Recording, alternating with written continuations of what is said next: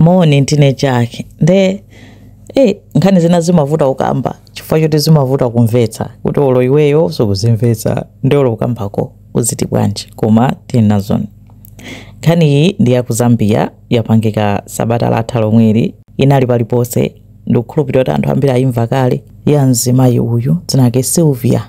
Kalaba aneba a Zambia. Sylvia Kalaba amakhala ndi amuna akewo George Kalaba. Sylvia ali ndi zaka 51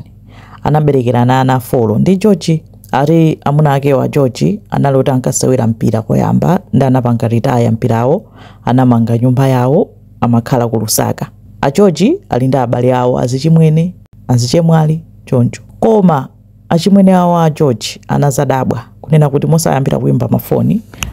George sakuyankha foni. Akayesera kuimba foni ya akazawo a George a Sylvia sakutani sakuyankha foni. A Sylvia akuti ndi a prophetess anchalichi oti amapita ku chalichi kumpingo kuja amakapanga mamirako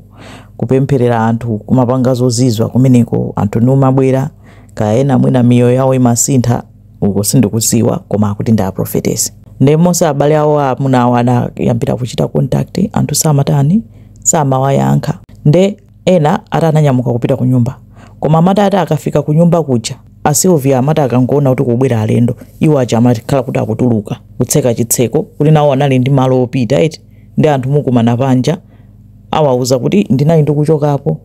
ayankhulana panja pompa anthu aja basa apeze kuti abwerera nanga mukulowa nyumba ine acha kuchoka ngati ara amakhalira mapanga zimenezo mpaka nazinamba udabwitsa kuchoka July 2023 akupanga zimenezo koma opanda munthu omuchita reach ndani George kuti George foni yake sitheka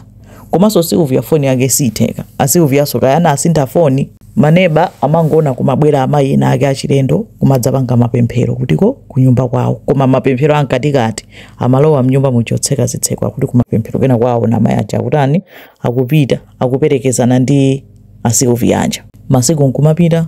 2023 anatha mpaka na 2024 uta koma kumayambira kwa 2025 iku achimwene ake ena a George Kalaba anamva kuti mumtima wawo mzimu wawo unazunguza kuti china chake sichili bwino yayi. Mchimwene watu pakutha pafupifupi zaka ziwiri osayankhulana naye osamuona akazi ache amangothawa ana sakuachita rich ana awusosu kuti anali ang'ono wina wa zaka 27 wina wa zaka 22 wina wa zaka 19 onse wakukhala mnyumba momwemo kuti kukuchitika chani mbali watu. Nde achimwene akulu anayimbira foni achimwene ang'ono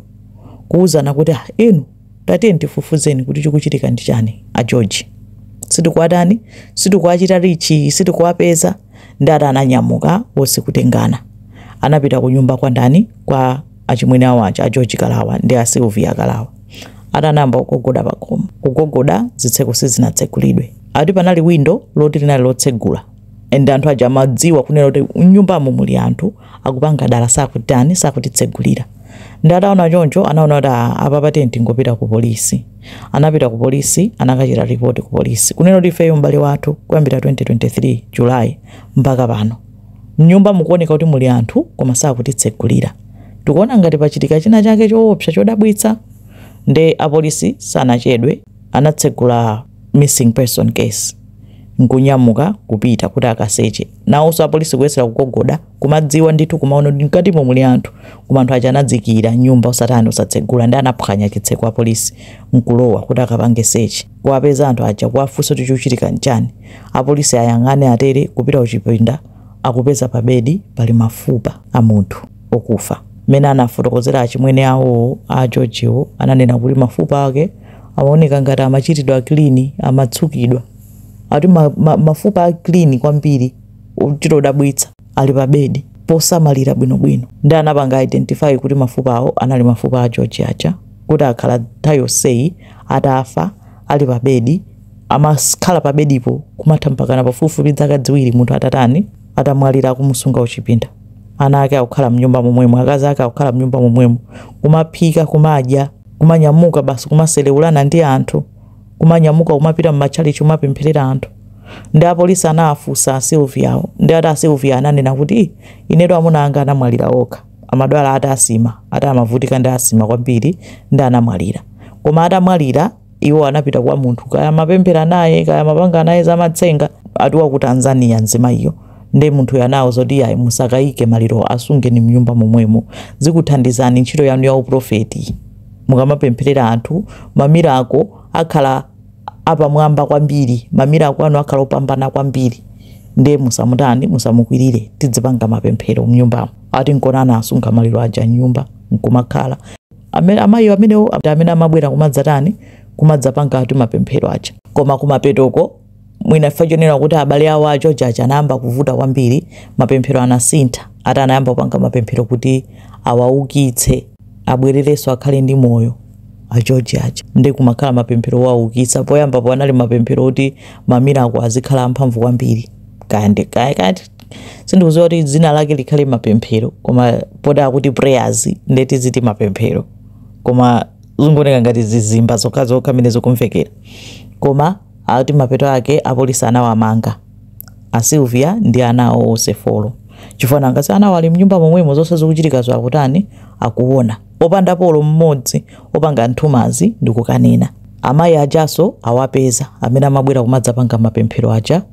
amene akuti amadziwa ndenawo apangidwa charge ndi mulandu wa kukhala complicit kuti zomwe zinachitika zokaya anaphedwa kaya natani fasa akudziwa kuti chinachitika nchani sakudziwa koma china chilichonse chinachitika after anali chani amapanga nawo ndi pamangidwa anthu 6 ndi nkhani ndi yomwe inabuka ili mpungwepungwe panopo abale awo a George anatenga maliro anakatani anakayika kumanda komanso ati anapanga postmortem afuna adziwe kunena kuti chenicheni chinawapha nchani nde akuda anena malizatsa postmortem panopo sanatani sananene ndi nkhani yake yomwe kupangika ku Zambia nditi ndi imeneyo zoti siningazifotokoze nkomwe kuti kaya pamachitika chani pamenepo zoopsa zokha vuto la anthu chikhulupiriro pena kuchitengera pena pake anthu amatha kukhulupirira china chilichonse